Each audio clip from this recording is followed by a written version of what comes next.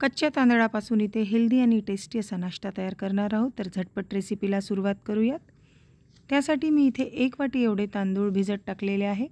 मी हे तांदूळ रात्रीच भिजत टाकलेले आहे। जर तुमच्याकडे वेळ नसेल तर तुम्ही 2 ते 3 तास सुद्धा भिजत टाकू शकता। आता हे तांदूळ व्यवस्थित स्वच्छ धुवून घेतलेले आहे। मिक्सरच्या पॉटमध्ये काढून घेतलेले आहे। यामध्ये पाव वाटी एवढा रवा घातलेला आहे, अर्धा वाटी एवढं दही घातलेलं आहे आणि थोडं पाणी टाकून आपल्याला याचं छान असं महीन पेस्ट तयार करून घ्यायचं आहे, एकदम बारीक। बघा मी अशा कन्सिस्टन्सीमध्ये इथे हे पेस्ट तयार करून घेतलेलं आहे। आता हे आपल्याला दुसऱ्या भांड्यामध्ये काढून घ्यायचं आहे आणि इथे झाकून 10 मिनिटं रेस्टसाठी ठेवायचं आहे।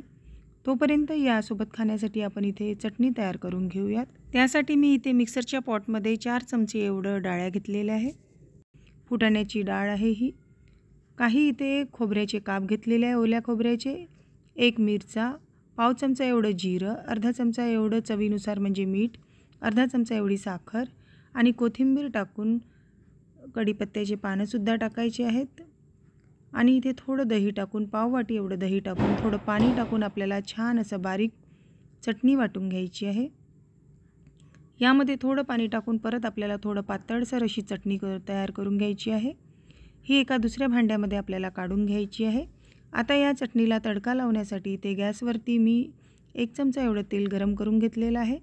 त्यामध्ये जिरे, मोहरी, हिंग, कढीपत्ता टाकून चटणीवरती आपल्याला तडका द्यायचा आहे।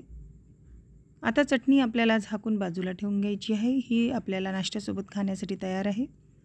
आता जे आपण बॅटर तयार केलेलं होतं त्यामध्ये इथे 1 चमचा एवढी साखर, चवीनुसार मीठ, अर्धा चमचा एवढं आलं आणि मिरचीचं पेस्ट टाकलेलं आहे, 1 चमचा एवढं इथे तेल टाकलेलं आहे आणि छान मिक्स करून घ्यायचं आहे। यानंतर इथे इनोचं 1 सॅचे आपल्याला पूर्ण टाकून घ्यायचं आहे आणि हे छान मिक्स करून घ्यायचं आहे।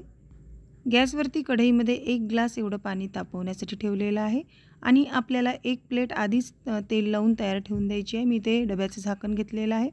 जर तुमच्याकडे अशा प्रकारची प्लेट नसेल तर तुम्ही झाकण पण घेऊ शकता। त्यावरती हे मी संपूर्ण बॅटर टाकून घेतलेलं आहे। त्यावरती तिखट मीठ छान भुरकवून घेतलेलं आहे आणि हे पाणी आपल्याला गरम झालेलं त्यावरती स्टँड ठेवून झाकून ठेवायचं आहे। इथे बारीक बारीक चिरलेली कोथिंबीर टाकून घेतलेली आहे। त्यावरती झाकण ठेवून आपल्याला 15 ते 20 मिनिटासाठी मीडियम स्टीमवरती हे छान वाफवून घ्यायचं आहे। आता आपल्याला चाकूच्या किंवा टूथपिकच्या मदतीने म्हणजे चेक करून घ्यायचं आहे आणि आता शिजलं आहे। आपण खाली काढून घेतलेलं आहे। याला 10 मिनिटं आपल्याला थंड होऊ द्यायचं आहे। 5 ते 7 मिनिटात थंड होऊन जातं। आता या प्रकारे आपल्याला अशी काप करून घ्यायची आहे। छान असा आपला सॉफ्ट असा ढोकळा तयार झालेला आहे ते कच्च्या तांदळापासून। आता याचे सर्व एकसारखे ढोकळ्याच्या आकारात आपण काप करून घेतलेले आहेत। बघा किती अलगद आणि पटकन निघत आहे आणि छान अशी जाळी आलेली आहे।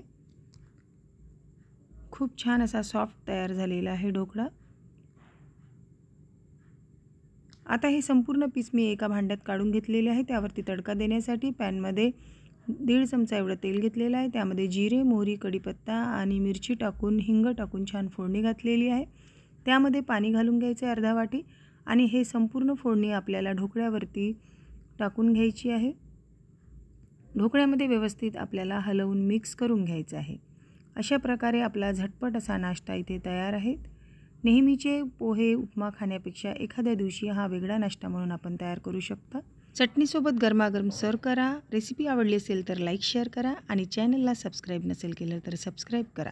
व्हिडिओ पाहिल्याबद्दल धन्यवाद।